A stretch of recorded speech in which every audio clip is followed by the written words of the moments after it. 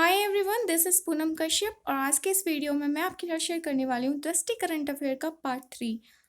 इससे पहले मैं 2 पार्ट पहले ही अपलोड कर चुकी हूँ, तो आपने वो पार्ट नहीं देखे हैं तो आप जाकर चेक कर सकते हैं। और बिना किसी देरी की आज का वीडियो स्टार्ट करते हैं। घरेलू हिंसा एक सामाजिक सांस्कृतिक अध्ययन। घरेलू हिंसा हालिया संदर्भ कोविड की वजह से लगे लॉकडाउन में घरेलू हिंसा में बड़े स्तर पर वृद्धि देखी गई। पारिभाषिक स्वरूप भारत में घरेलू हिंसा से महिलाओं के संरक्षण अधिनियम 2005 द्वारा परिभाषित घरेलू नातेदारों द्वारा शारीरिक हिंसा, यौन हिंसा, मौखिक और भावनात्मक दुर्व्यवहार तथा आर्थिक शोषण कारण शराब अथवा ड्रग्स का सेवन, पर्सनैलिटी डिसऑर्डर, शिक्षा का निम्न स्तर, आर्थिक समस्या। भारत में कानून घरेलू हिंसा में महिलाओं का संरक्षण अधिनियम 2005, दहेज निषेध अधिनियम 1961, भारतीय दंड संहिता की धारा 498 ए।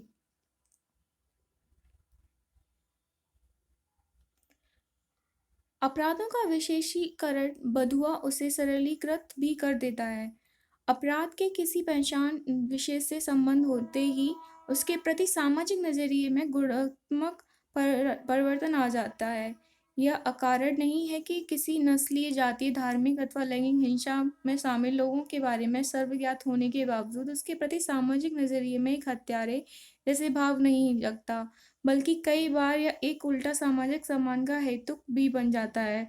अंतर केवल इस बात का होता है कि किसी समाज में किसी मूल्य की प्राथमिकता है। अगर किसी समाज में जीव हत्या एक सामान्य घटना है तो आमतौर पर इसके प्रति उसमें किसी प्रकार का अपराध का भाव नहीं जगता, जबकि यह यदि समाज में जीव हत्या का पाप माना जाता है तो निश्चय ही जीव हत्या करने वाले व्यक्ति को अपराधी माना जाता है। इस तरह एक जैसे मूल्यों वाली बड़ी आबादी की मान्यताएं किसी राष्ट्र और समाज की प्रभुता स्थापित कर लेती है, भले ही वे मान्यताएं वस्तुनिष्ठ रूप से गलत हों। सामाजिक मान्यता और अपराधों को लेकर पक्षपातपूर्ण रवैया के बीच संबंध की बात तो समझ आती है, लेकिन एक विविधतापूर्वक राष्ट्र में अगर वस्तुनिष्ठ माने जाने वाले कानून भी मान्य अपराधों को इस प्रकार वर्गीकृत करें, परिभाषित करें, तो एक असभ्य स्थिति नहीं कही जाएगी।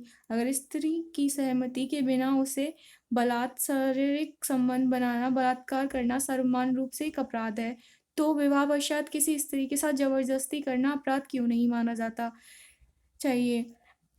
या फिर पुरुष द्वारा स्त्री के प्रति हिंसा सामान्य रूप से कहे तो पति द्वारा पत्नी के प्रति हिंसा को सामान्य हिंसा की तरह क्यों नहीं समझा जाना चाहिए, जबकि यह हिंसा परिणाम और भयावहता में सामान्य में कोई गुना अधिक है हो, जबकि घर के अंदर की जाने वाली हिंसा बाहर की हिंसा से कहीं अधिक घातक है। फिर भी इस हिंसा को पर कानूनी रवैया सजा की बजाय अक्सर बचाव के भाव में क्यों रहता है?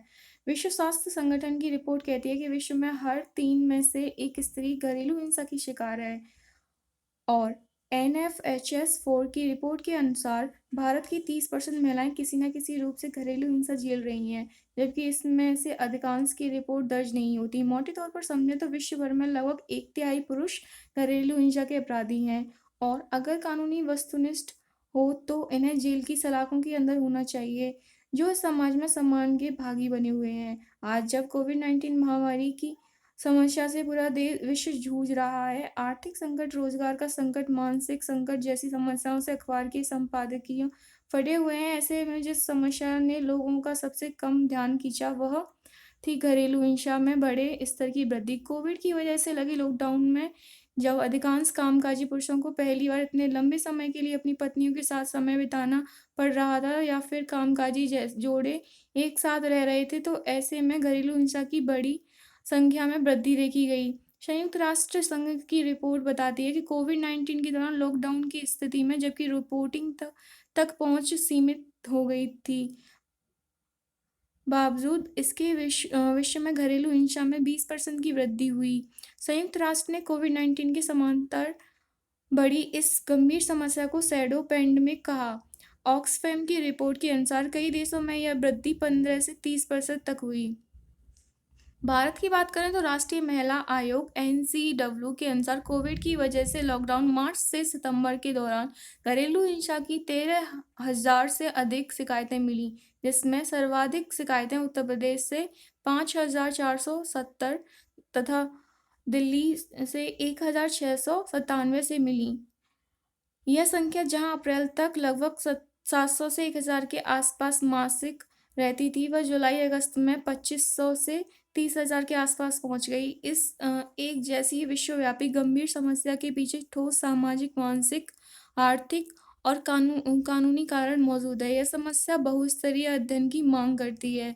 इस लेख में हम घरेलू हिंसा के कारणों, इस प्रकार, इसके कानूनी पहलू आदि के माध्यम से इसे समझने का प्रयास करेंगे और इस संदर्भ में कुछ चुनौतियां और उसके समाधान पर भी बात करेंगे। पहले मान्य परिभाषित स्वरूप में समझते हैं कि घरेलू हिंसा क्या है। घरेलू हिंसा। भारत में घरेलू हिंसा को घरेलू हिंसा से महिलाओं के संरक्षण अधिनियम 2005, protection of women for domestic violence act 2005 के द्वारा परिभाषित किया गया है। अधिनियम के पैरा 3 के अनुसार किसी अभियुक्त द्वारा किया गया कोई भी ऐसा कृत्य, चूक या आचरण जो पीड़ित स्त्री जो अभियुक्त के घरेलू संबंध में हो के स्वास्थ्य, सुरक्षा, जीवन, अंग या सेहत को मानसिक या शारीरिक रूप से नुकसान पहुंचाता हो या ऐसा कोई करने की कोशिश करता हो, घरेलू हिंसा है। इसके अंतर्गत शारीरिक हिंसा, यौन हिंसा, मौखिक और भावनात्मक दुर्व्यवहार तथा आर्थिक शोषण शामिल हैं। इसी पैरा के उपखंडों के आगे शारीरिक हिंसा, यौन हिंसा, मौखिक तथा भावनात्मक हिंसा और आर्थिक शोषण को अलग से परिभाषित किया गया है। शारीरिक शोषण का अर्थ है कोई भी कार्य या आचरण जो ऐसी प्रकृति का है जिसमें पीड़िता को शारीरिक पीड़ा, चोट या जीवन, अंग अथवा स्वास्थ्य के लिए खतरा पैदा होता हो या पीड़िता व्यक्ति के स्वास्थ्य या विकास को नुकसान पहुंचता हो। हमने हमला, आपराधिक धमकी और आपराधिक ताकतों का इस्तेमाल भी शामिल है।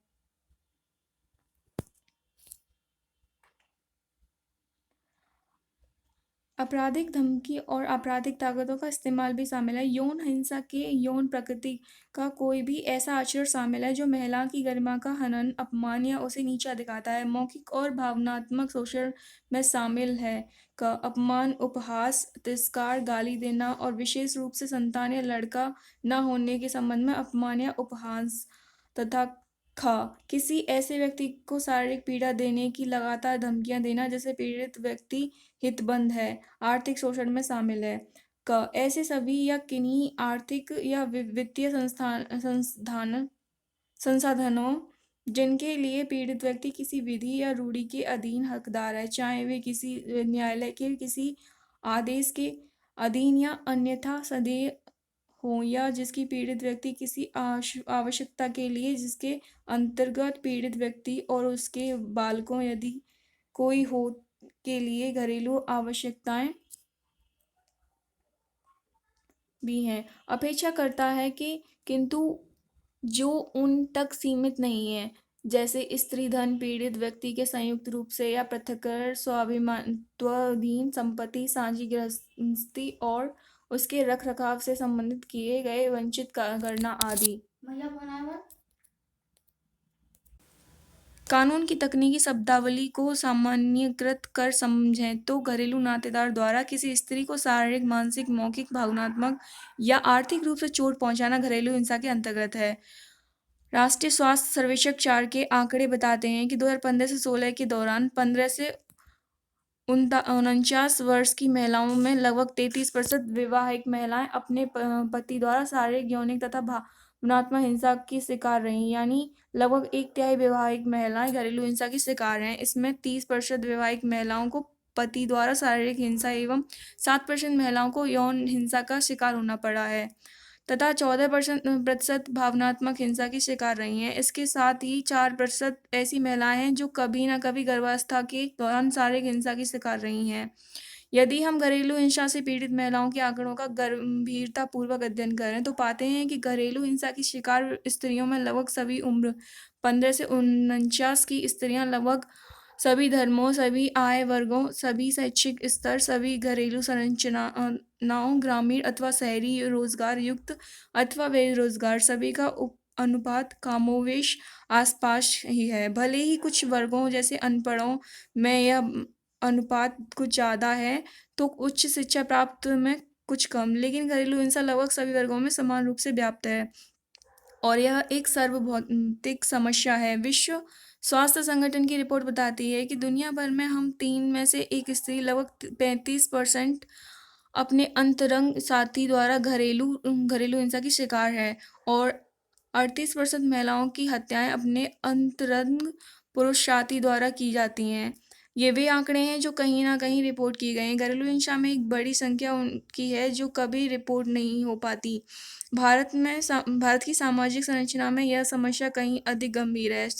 राष्ट्रीय स्वास्थ्य सर्वेक्षण 4 की रिपोर्ट बताती है कि भारत की 79.5% स्त्रियां अपने साथ हुई शारीरिक हिंसा को किसी किसी न किसी से नहीं बताती, जबकि 9% केवल बताने के भाव में किसी से बताती हैं तथा केवल 11.6% स्त्रियां किसी से मदद की गुहार करती हैं। यह हाल यौन हिंसा का भी है।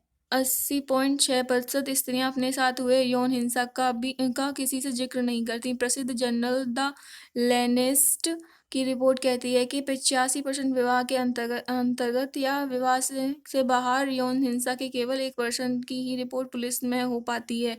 इसके अलावा सभी तक न्याय की पहुंच में असमानता, पुलिस तथा अन्य समरूपी संस्थाओं का घोर प्रत्याशत्वात्मक चरित्र और जाति, धर्म, वर्ग, सामाजिक बंधन, कानूनी समझ तथा सामाजिक दबाव जैसे कई कारण ऐसी घटनाओं की कम रिपोर्टिंग में बड़े कारण साबित होते हैं।